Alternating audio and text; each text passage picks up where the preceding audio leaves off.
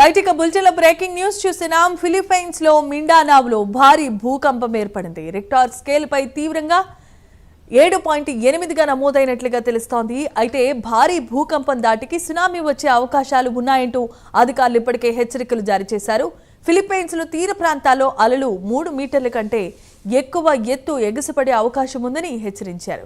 ఇక ఇండోనేషియా, మలేషియాలో అయితే మరికొన్ని ప్రాంతాల్లో మీటర్ కంటే ఎక్కువ ఎత్తు ఎగసిపడే అవకాశం ఉందని తెలిపారు. తీర ప్రాంత ప్రజలంతా సురక్షిత ప్రాంతాలకు తరలిస్తున్నారు.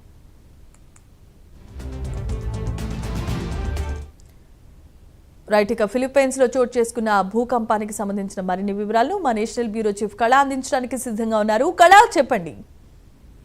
దక్షిణ ఫిలిప్పీన్స్ లో మిండోనాలో రిక్టర్ స్కేల్ పై 7.8 తీవ్రతతో భూకంపం సంభవించినట్లు కూడా ఇటు ఫిలిప్పీన్స్ కి సంబంధించినటువంటిది రీసెర్చ్ జియో సైంటిస్ట్ అధికారికంగా ప్రకటించింది. దాదాపు ఇక్కడ అంటే మిండానో అన్నటువంటిది గతంలో కూడా ఈ ప్రాంతాల్లో కూడా మనకు పలు ఫిలిప్పీన్స్ కి సంబంధించినటువంటి భూకంపం సంభవించింది.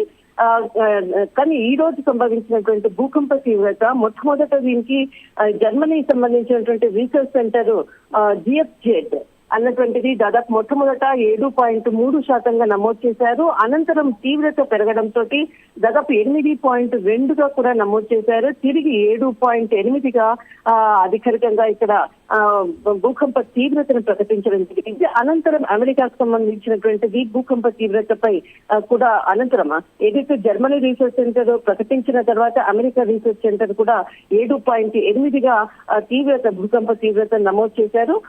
దాదాపు మనకు ఫిలిప్పీన్స్, దక్షిణ ఫిలిప్పీన్స్ అన్నది ఎక్కువగా మనకు భూకంపాలు వచ్చేటటువంటి ప్రాంతము. గతంలో కూడా ఎక్కువ అంటే ఇక్కడ భూకంపాలు, అగ్నిపర్వతాలు ఎక్కువగా ఉండే ప్రాంతాలు ఫిలిప్పీన్స్. తర్వాత చాలా మంది పర్యాటకులు కూడా ఈ ప్రాంతాలకు ఎక్కువగా వెళ్తూ ఉంటారు. ఇందులో భాగంగా వచ్చినటువంటి భూకంప తీవ్రత 7.8 అత్యధికమైనటువంటి తీవ్రత. దీనితో అంటే పర్యాటకులు అనుకోవచ్చు, అక్కడ ఉండేటటువంటి ప్రజలను కూడా వేరే ప్రాంతాలకు, సురక్షిత ప్రాంతాలకు తరలించే విధంగా కూడా ఆదేశాలు ఇవ్వడం జరిగింది. అనంతరం పర్యాటకులను కూడా సురక్షిత ప్రాంతాలలో ఉండే విధంగా కూడా ఆదేశాలు ఇవ్వడం జరిగింది. దాదాపు ఇక్కడ మనకు ఫిలిప్పీన్స్ ఎక్కువగా భూకంపాలు, అగ్నిపర్వతాలు ఉండేటటువంటి ప్రాంతం కూడా చాలా మంది పర్యాటకులు కూడా ఎక్కువగా వచ్చే ప్లేస్ కూడా దీనికి సంబంధించినటువంటిది. దీనితో కొంత ఇప్పుడు ప్రస్తుతము అక్కడ జరిగినటువంటి అంటే భూకంప తీవ్రత 7.8 నమోదైన తర్వాత ప్రస్తుతం సునామీ హెచ్చరికలు జారీ చేయడము, అనంతరము ఇప్పుడు అక్కడ అంటే భూకంపం సంభవించినటువంటి సమయంలో అక్కడ ప్రజల నష్టం, ప్రాణ నష్టం, ఆస్తి నష్టం గురించి ఇంకా ఎక్కడా కూడా దీనిపై ఒక స్పష్టత రాలేదు. కానీ ప్రస్తుతం మాత్రం సునామీ హెచ్చరికలు జారీ చేయడంతో అందరూ కూడా కొన్ని ప్రాంతాలకు వెళ్ళడానికి కూడా నిషేధాజ్ఞలు కూడా విధించడం జరిగింది. కానీ ఎక్కువగా అంటే ఫిలిప్పీన్స్ అంటేనే ఎక్కువగా మనకు తర్వాత ఇండోనేషియా, ఈ ప్రాంతాలంతా కూడా భూకంపాలు ఎక్కువగా సంభవించేటటువంటి ప్రాంతాలు.